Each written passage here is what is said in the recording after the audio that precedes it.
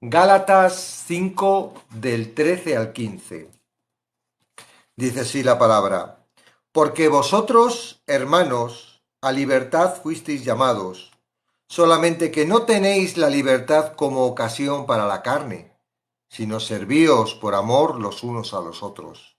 Porque toda ley en esta sola palabra se cumple: amarás a tu prójimo como a ti mismo. Pero si os mordéis y os coméis unos a otros, mirad que también no os comáis unos a otros. Extraña forma de terminar, ¿verdad? A ver si lo podemos aclarar un poco con el comentario que he preparado para hoy. Dice: Jesús da el único remedio para alcanzar libertad verdadera. Si el Hijo os libertare, seréis verdaderamente libres. Pablo ya habla acerca de la libertad que tenemos en Cristo Jesús. No obstante, debido a que la idea de libertad cristiana se presta fácilmente a interpretaciones y aplicaciones incorrectas, Pablo era consciente de la importancia de entender su significado verdadero. En Gálatas 5, del 13 al 15, da una explicación breve de la naturaleza y el propósito básico de la libertad, y en el versículo 16 explica cómo Dios hace provisión para que los creyentes vivan en ella.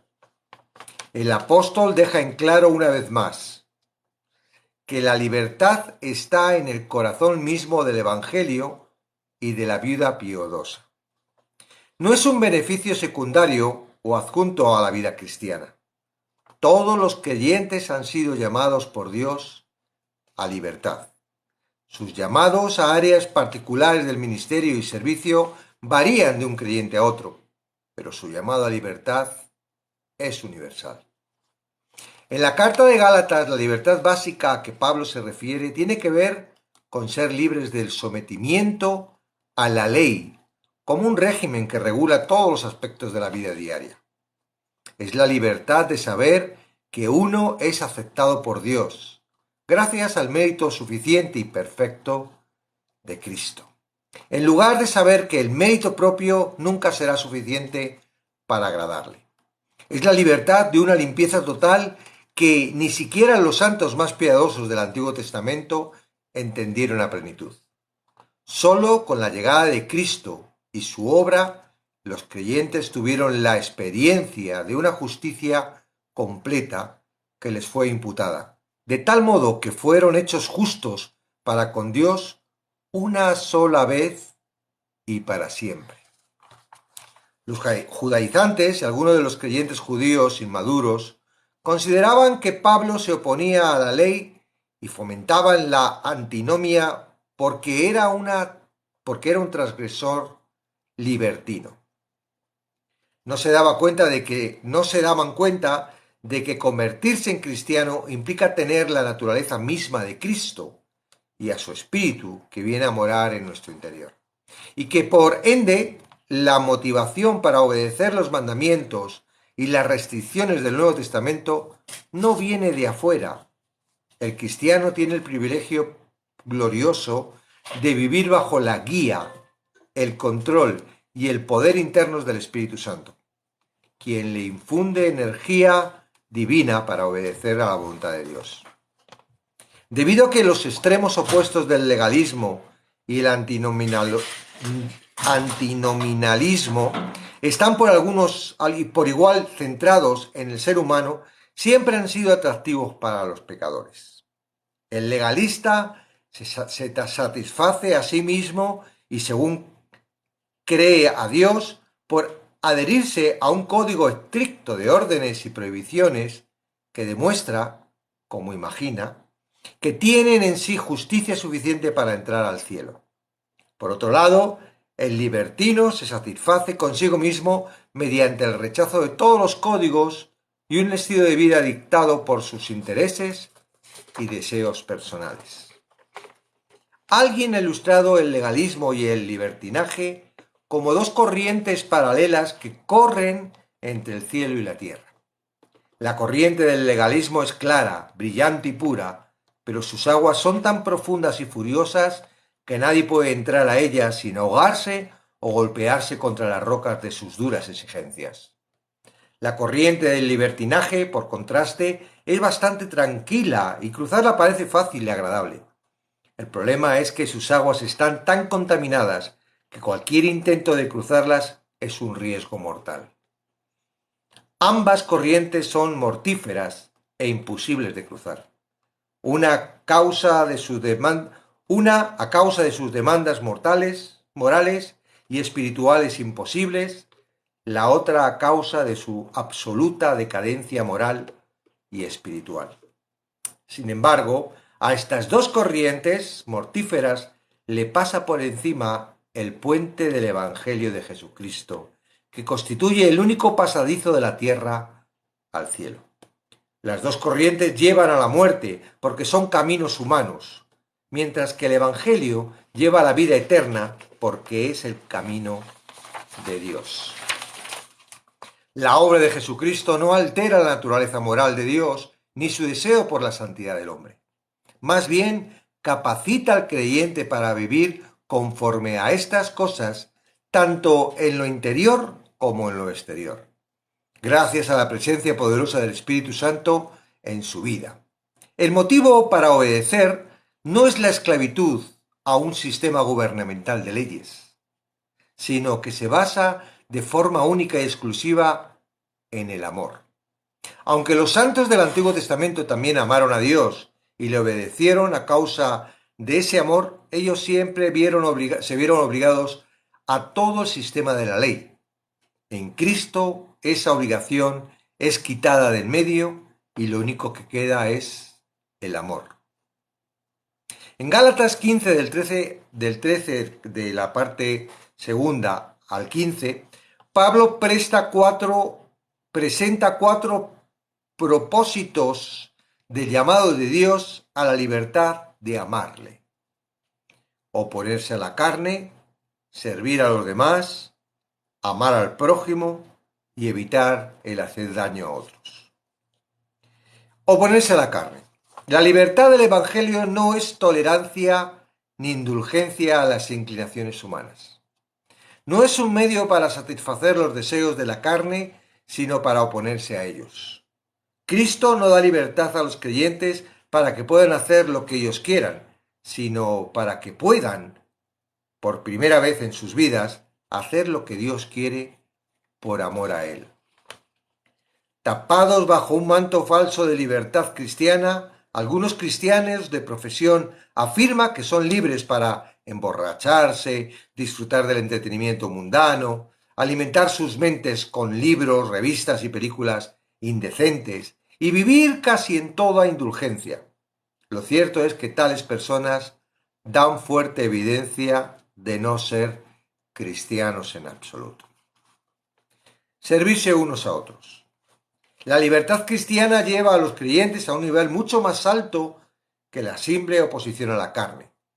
En sentido positivo, Cristo hace libres a sus seguidores por amor para que puedan servirle los unos a los otros. Su libertad es la libertad paradójica de la sumisión mutua en amor. Tan pronto Cristo se encarna en los creyentes, les dota con la misma naturaleza de servicio en amor que Él ejemplificó, al ser el Hijo de Dios y el Hijo del Hombre, que vivió en la tierra como el siervo de Dios y el siervo de los hombres. Amor al prójimo.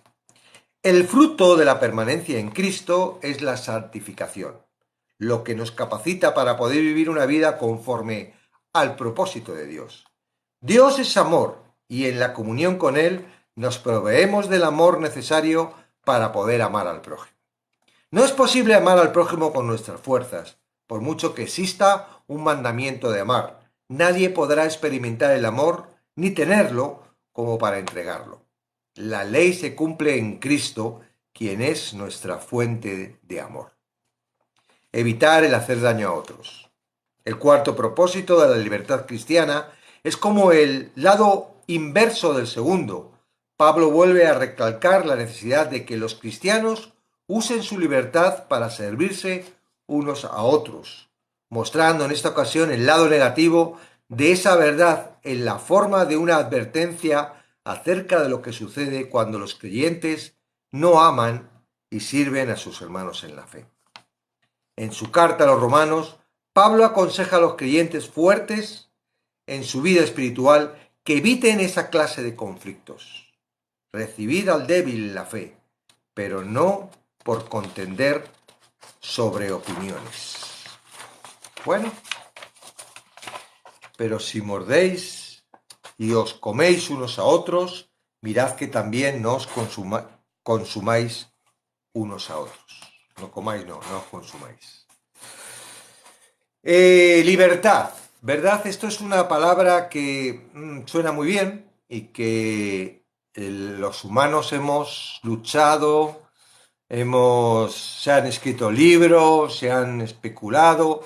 Libertad. Y sin embargo es una palabra muy peligrosa porque si uno la toma mal, puede terminar en otra cosa que no tiene nada que ver con libertad, sino que es libertinaje. Existe un error con el tema del libre albedrío, que en un momento dado yo estoy seguro de que fue Satanás quien trajo ese libre albedrío. Uno, más que nada para que creamos que no estamos bajo sus garras cuando estamos atrapados en la esclavitud del pecado. Y o ende, después, si hemos salido libres, desde que seguimos caminando bajo nuestro libre albedrío, somos nosotros quien tomamos las decisiones, claro, ayudados por Dios, pero nosotros somos los que tomamos las decisiones en ese libre albedrío que Dios nos da, ¿no? Cuando en realidad, en ninguna de las dos opciones somos libres. En la primera somos esclavos de Él, a través del pecado, ¿verdad? Y que nos lleva a la muerte. Y en la segunda somos siervos de Jesucristo y tenemos que ser guiados por la palabra. Y si en este sentido ya no podemos ser guiados por la carne, porque la carne nos lleva contra el espíritu, entonces vamos a ser siervos, pero quizás seamos siervos inútiles, o siervos malos, o siervos negligentes, o no sé, o siervos sin gozo y sin ningún tipo de propósito. Entonces, libre albedrío no existe. Lo que sí existe es la capacidad de poder salir de la libertad, de la esclavitud a servidumbre de Dios. Y esa libertad, ¿no? Porque, claro, tú imagínate un esclavo, ¿no? No puede ser, puedo dejar de ser esclavo y voy a ser otra cosa. No, ¿verdad? Ahora, en el estado espiritual, sí existe la posibilidad a través de Cristo. Él nos compra con su sacrificio, pero para que esa compra sea válida, tú tienes que aceptar esa compra. ¿Amén? Un segundito, Ricardo, date su.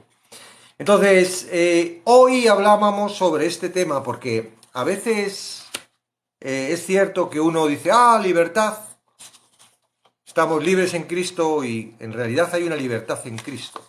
El conflicto, yo lo veo en el resumen, ¿no? Está entre, claro, nosotros somos libres de que nosotros nos hacemos libres de la ley, ¿verdad?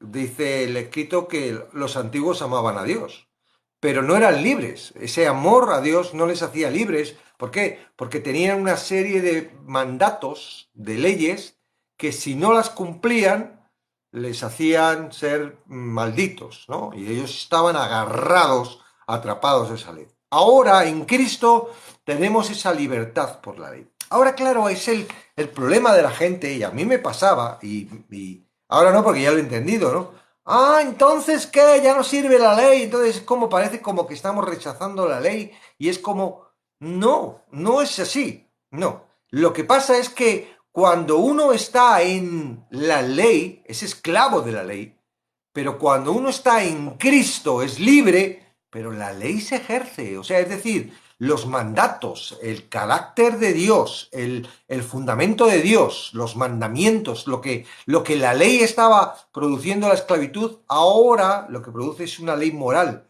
Claro, no es porque nosotros podamos por nuestra propia cuenta, sino porque somos capacitados por el Espíritu Santo. Entonces, ¿qué sucede? Sucede que si yo estoy cumpliendo la ley y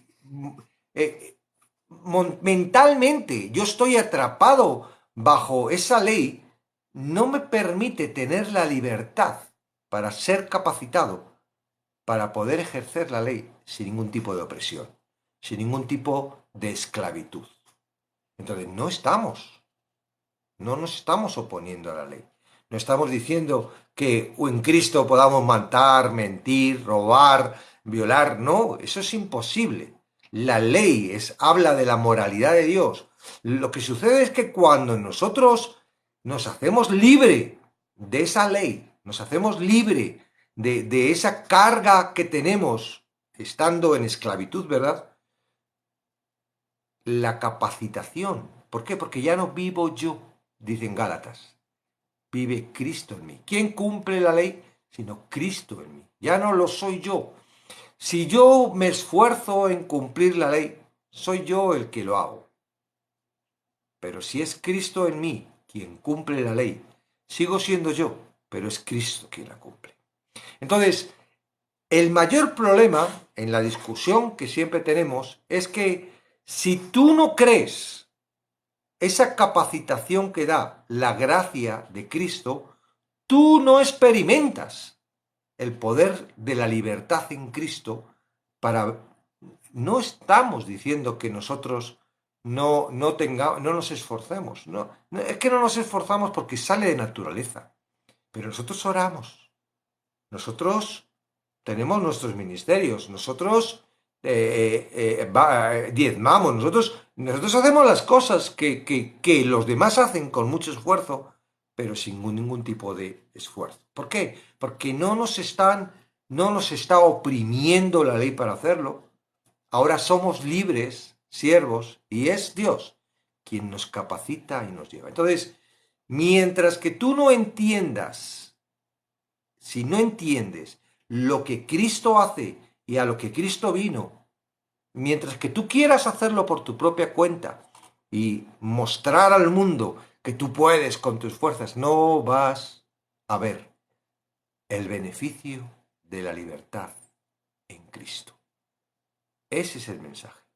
Entonces, dice que no somos libres para la carne. O sea, yo cuando acepto a Cristo no significa que ya puedo hacer lo que yo quiera. Eso es mentira. Al contrario, de repente sucede de que lo que yo quiero hacer es lo que Dios quiere que yo haga. Cambia mi naturaleza. Ya no es una naturaleza que tenga que ver con el mundo y la carne, tiene que ver con el espíritu.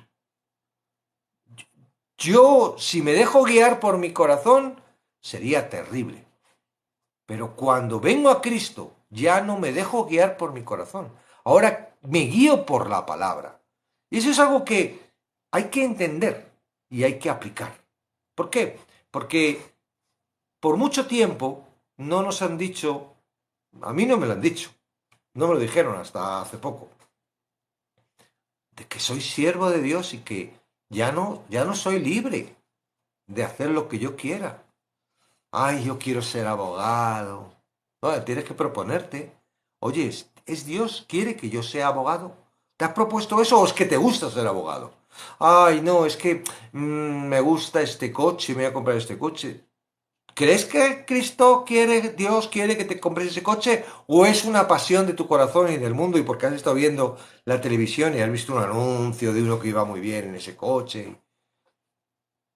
Ok, entonces, la historia es esa. La historia es que muchos de nosotros, yo digo muchos de nosotros porque a mí me pasó, aceptamos a Cristo y seguimos marcando la línea de la decisión, la tomo yo y mi corazón y mi línea y mi inteligencia y lo que me rodea y las metas que quiero y...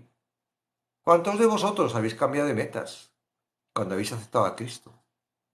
¿Cuántos continuáis con las mismas metas? Aceptar a Cristo no significa, claro, acepto a Cristo y ahora no tengo que pecar. No, eso no es.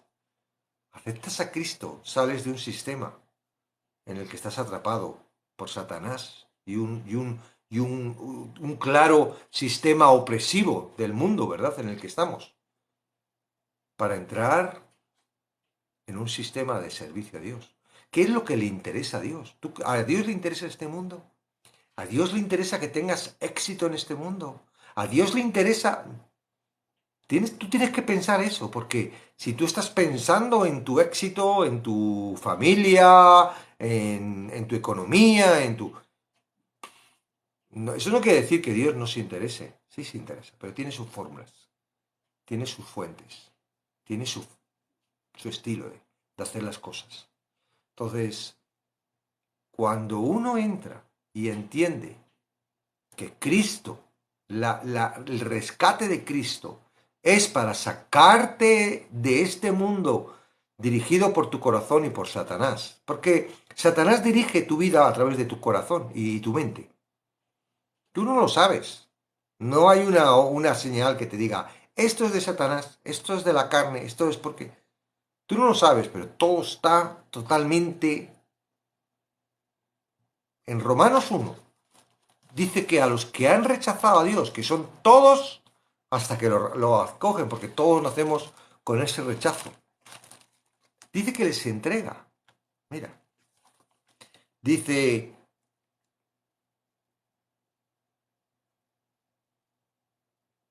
pues habiendo conocido a Dios, no le glorificaron como a Dios, ni le dieron gracia, sino que se envanecieron en su razonamiento, y su necio corazón fue entenebrecido. Por este motivo, por lo cual, dice, Dios los entregó a una inmundicia en la concupiscencia de sus corazones, los entrega a pasiones vergonzosas y los entrega a una mente reprobada. Claro, tú no lo sabes y me vas a negar y me vas a decir que no. Claro, porque esa es la estrategia de Satanás, de que te vayas creyendo que tú puedes, que tú vales, que tú vales mucho y que vales más que otros. Y ese es el sistema, ¿verdad?, de este mundo, el que unos gobiernen sobre otros y que el que más sabe pueda al que menos sabe, el que más tiene tenga poder con el que menos tiene. Ese es el sistema del mundo.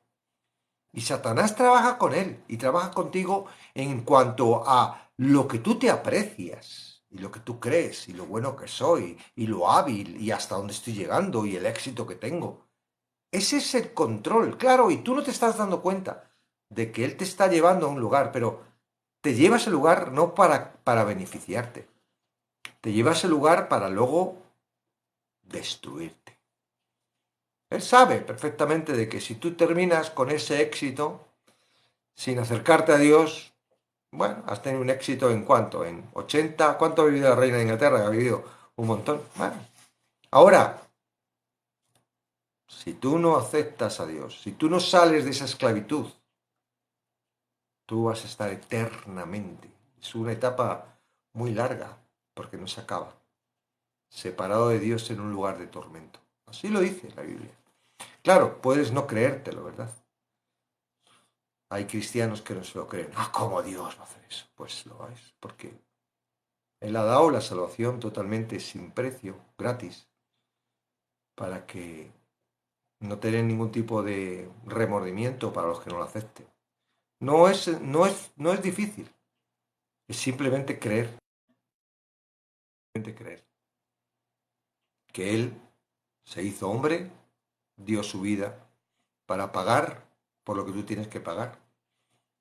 Créelo, ¿qué complicación tiene? ¿Verdad? No tiene ninguna complicación.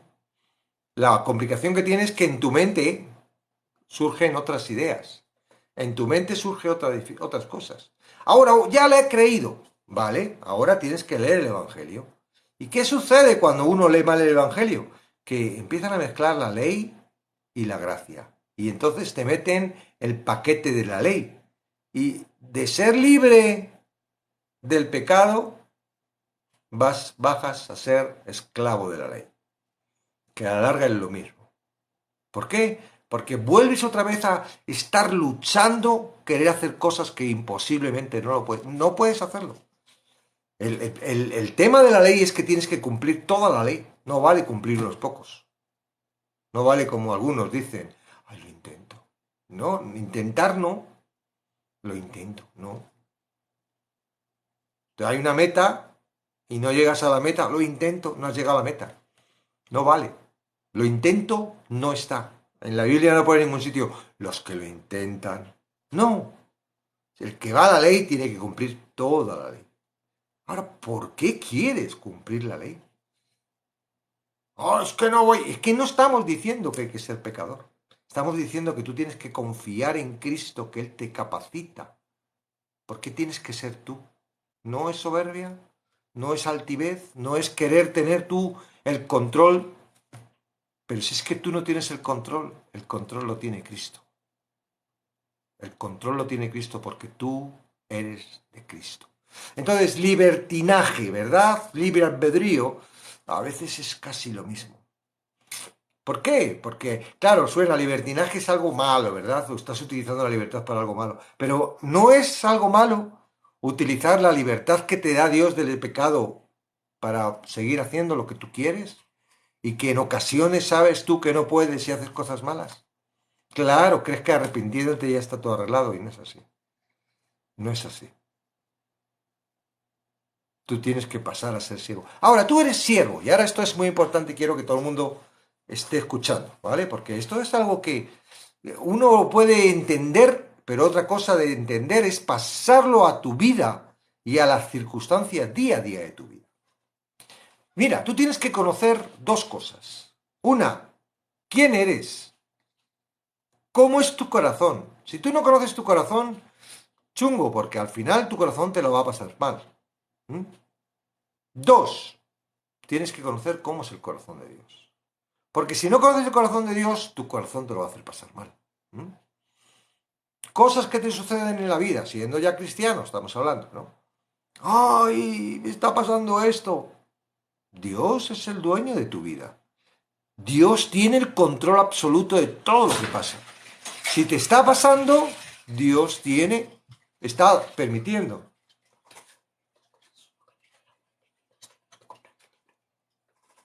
Vale, luego hablamos, ¿vale? Entonces,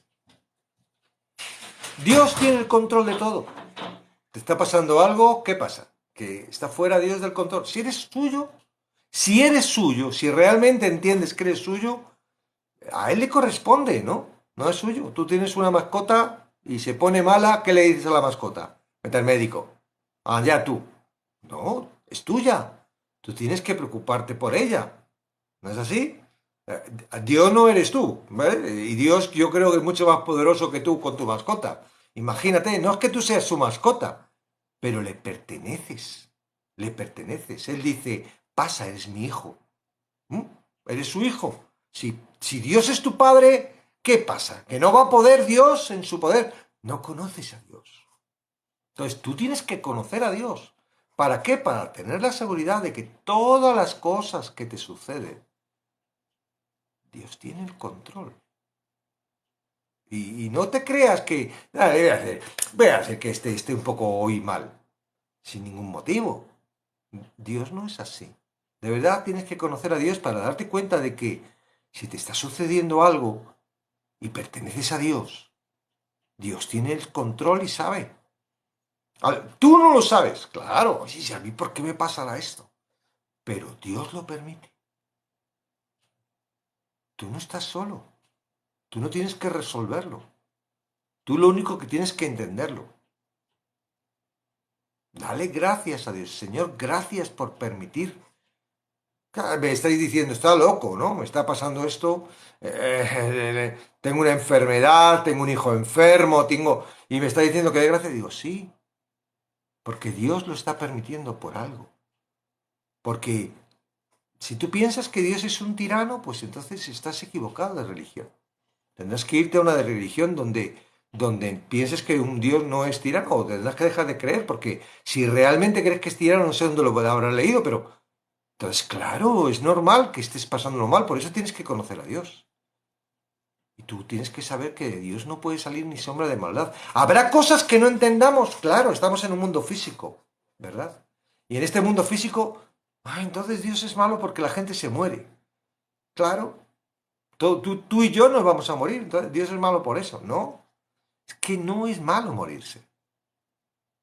Es malo morirse si tú no crees en Jesucristo, si tú no has aceptado a Jesucristo. Ahí es malo morirse. Pero si no, fuera, ya está. Esto es como que te mandan a una misión y vuelves de la misión. Estamos en una misión aquí en la Tierra. Esto es temporal, por un tiempo. Pues vete a un cementerio y date una vuelta y vas a ver fotos de los antiguos que vivían con su sombrerito y tal, y muy chulo, y que habían paseado por el sitio por donde tú estás paseando, creyendo que... Y ahora lleva muchos años ya sin estar paseando. No eres eterno. Vas a... Vas a irte de este mundo. Pero cuando te vayas de este mundo hay una esperanza. A los que creemos hay una esperanza de vida eterna. Hay una esperanza en donde hay armonía, donde conocemos, donde amamos, donde a veces hasta comemos, porque Jesús comió después de resucitar. A lo mejor solo por placer, no tengo ni idea, porque no está escrito, no está definido. Pero dice la palabra, Dios no se avergüenza de lo que tiene preparado. Eso quiere decir que tú llegas aquí y dices el cielo. No, Él no se avergüenza. O sea, tú cuando llegas dices, wow, estoy aquí. Porque Él no se avergüenza de lo que tiene preparado para sus hijos. Entonces, deja ya de jugar. Es una tontería, es como el creer en la lotería o creer en los ritos, en lo que sea, o en las santos y empezar ahí a hacer oraciones de los santos. Claro, estás ahí utilizando, simplemente eres cristiano ¿para qué? Para que te vaya bien, para que no te falte nada, para que cuando tengas un problema poder clamar a alguien para que te ayude. ¿Para qué eres cristiano? Ponte a pensar. A lo mejor estás viviendo simplemente bueno, soy cristiano, pues como si soy hippie o como si soy, yo qué sé, rockero. Es una moda, ¿no? Y está bien, tengo amigos, voy a la iglesia, es una forma de vida, pero sigo dirigiendo mi vida con mi corazón, haciendo lo que yo creo y con una esperanza chunga, porque tengo más miedo a la muerte y cuando me pasa algo me vengo abajo y sí voy a todo el mundo, ay, ora por mí, ora por mí, ora por mí, porque creyendo que eso te va a resolver todos los asuntos, sí. No te das cuenta de que Dios tiene el control de todo y tiene un propósito y un plan para cada uno de nosotros. Entonces, necesitas conocerte tú y necesitas conocer a Dios. El plan para que un Dios como Él, como el que tenemos, nos adopte como hijos es Jesucristo. Ese es el plan. Y eso es la Biblia. Ahí es donde está, en la Biblia está puesto también eso, ¿no? ¿Cómo es posible desde Génesis hasta Apocalipsis? Hay un Dios que quiere que seamos sus hijos, pero que para hacerlo necesitas que no tengas tu importancia, no te creas la última naranja, la última Coca-Cola del desierto. No, sepas quién eres, sepas quién es Dios y sepas lo que hizo Cristo por ti. Entonces dejas ya de calentar y decir, tú quieres forzarte, tú quieres, pero deja de hacerlo con los demás. Mejor es colocarte una roca, una piedra de molino y tirarte al mar que estar haciendo tropezar a alguno de tus pequeños. Deja ya de ser maestro, indocto. Deja ya de machacar a la gente que se esfuerce y que... Hazlo tú si quieres, pero deja ya. Deja ya de señalar a los que están aprendiendo, son bebés y todavía no tienen el conocimiento y están esperando a que el Espíritu Santo los llene y haga frutos para que esos frutos lleguen. No, tienes que llegar tú y tienes que tienes que ganar más, tienes que no sé qué, tienes que no sé cuántas. No, señores, no se trata de nuestras obras. Se tratan de las obras que preparó Dios de antemano para que camináramos por ellas. Claro, me vas a decir que las obras que tú caminas son las que Dios preparó. Sí, como la que el Espíritu Santo que escuchas, que te habla en tu mente y todo esto. Sí, todo eso ya lo conocemos y lo sabemos. Lo siento. Si no digo esto así, no sirve de nada en lo que estoy haciendo, porque yo no estoy aquí acariciando gatos. No, ya me acariciaron por 22 años. Agradezco mucho a la persona que fue valiente y me enfrentó y me dijo, no, José Luis, estás muy equivocado. Y yo me enfadé mucho con él y estuve un tiempo sin hablar, pero al final le tengo muy agradecido. Me ha llevado a la gracia y me ha llevado a la verdadera libertad en Cristo.